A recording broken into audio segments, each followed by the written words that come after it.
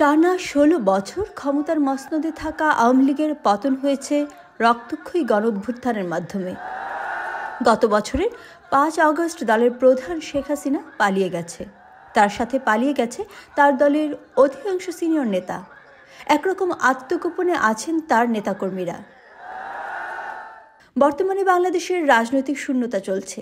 এই শূন্যতা পূরণে এবং একটি নতুন রাজনৈতিক ব্যবস্থার সাথে পরিচয় করিয়ে দিতে তরুণদের নেতৃত্বে নতুন রাজনৈতিক দলের আত্মপ্রকাশ হলো। রাষ্ট্রপৃষ্ঠে জেঁকে বসা ফ্যাসিবাদী ব্যবস্থা বিলোপের মাধ্যমে একটি নতুন রাজনৈতিক বন্দোবস্তের আকাঙ্ক্ষা থেকে এই অভ্যুত্থানে সাড়া দিয়েছিল, যেন জনগণের অধিকার ভিত্তিক ও মর্যাদা ভিত্তিক একটি রাষ্ট্র পুনর্গঠিত হয়। সেই লক্ষ্য নিয়েই আমরা জাতীয় নাগরিক পার্টি এনসিপির প্রতিষ্ঠার ঘোষণা দিচ্ছি। স্বাভাবিকভাবেই ঘুরে ফিরে প্রশ্ন আসছে, কেমন করবে এই রাজনৈতিক দলটি?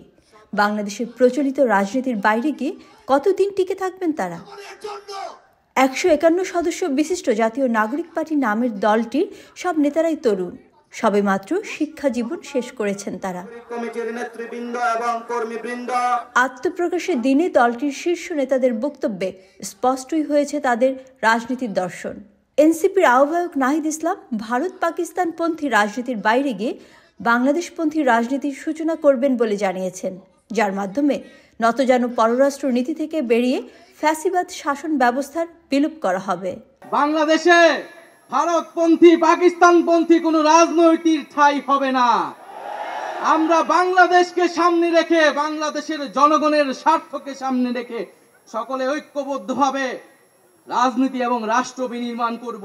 চলুন আমরা একসঙ্গে হাতে হাত রেখে এমন একটি বাংলাদেশ গড়ে তুলি, যেখানে প্রতিটি নাগরিকের কণ্ঠস্বর প্রতিধ্বনিত হবে, যেখানে ন্যায় প্রতিষ্ঠা, মানুষের অধিকারের সংগ্রামী হবে রাজনীতির অন্যতম লক্ষ্য, যেখানে সাম্য ও মানবিক মর্যাদা হবে রাষ্ট্রের ভিত্তি। এখনই সময় নতুন স্বপ্ন দেখার, নতুন পথ চলার এবং একটি নতুন বাংলাদেশ গড়ার। দলটির নেতারা বলছেন, পারিবারিক রাজনীতি থেকে বেরিয়ে এসে রাজনীতি করবেন তারা।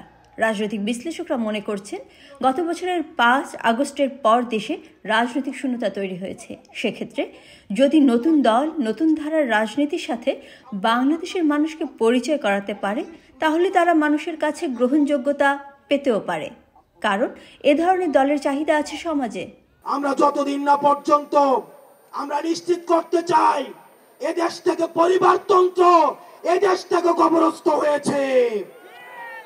এদেশে কামারের ছেলে প্রধানমন্ত্রী হবে, কুমারের ছেলে প্রধানমন্ত্রী হবে। এদেশে যোগ্যতার ভিত্তিতে এদেশে নেতৃত্ব উঠে আসবে।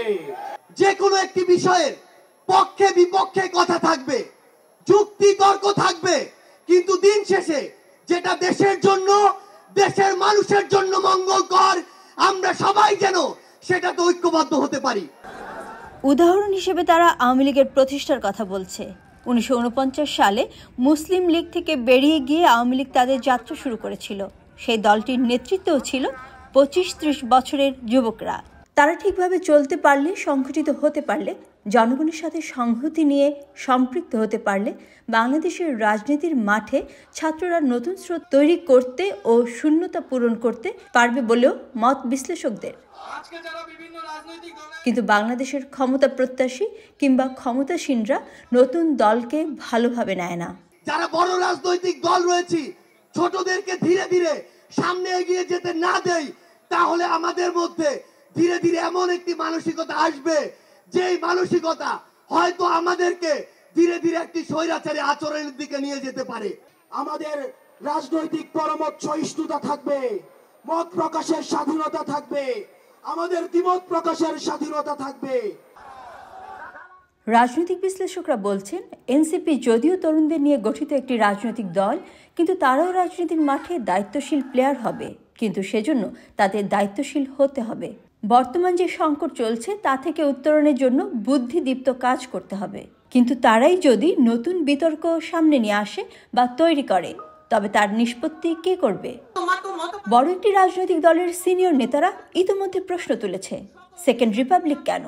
তাদের মতে, যারা গণপরিষদের বিষয় সামনে আনছে, যারা সেকেন্ড রিপাবলিকের বিষয় সামনে আনছে, হয় তারা তা বোঝে না, অথবা বুঝেও আমাদের এই রাষ্ট্র ব্যবস্থাকে আরও দীর্ঘায়িত অগণতান্ত্রিক প্রক্রিয়ার মধ্যে নিয়ে যাওয়ার ষড়যন্ত্রে আছে।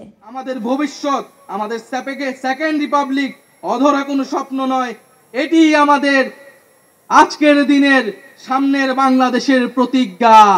আমি কিন্তু এখনো বুঝি নাই কাকে দ্বিতীয় স্বাধীনতা বলে।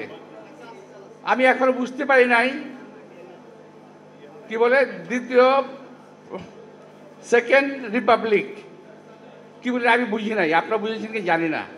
অর্থাৎ একটা বিশেষ উচিলে ধরে জাতির মধ্যে বিভেদ সৃষ্টি করার চেষ্টা চলছে। ইতিমধ্যেই সংবিধান সংশোধন কমিশন তাদের প্রস্তাব পেশ করেছে এবং সেটা জাতির সামনে হাজির করা হয়েছে।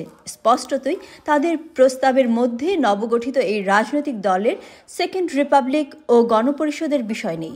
এনসিপি কি তাদের এই বক্তব্য নিয়েই মাঠে নামতে চাইছে? তার মানে তারা কি একটি বিতর্কের উপজীব্য করেই রাজনীতির মাঠে নামতে চায়? তারা কি মনে করে দেশের বর্তমান গণতন্ত্রের সংকটের সমাধানের প্রশ্নে এটিই সবচেয়ে গুরুত্বপূর্ণ বিষয়?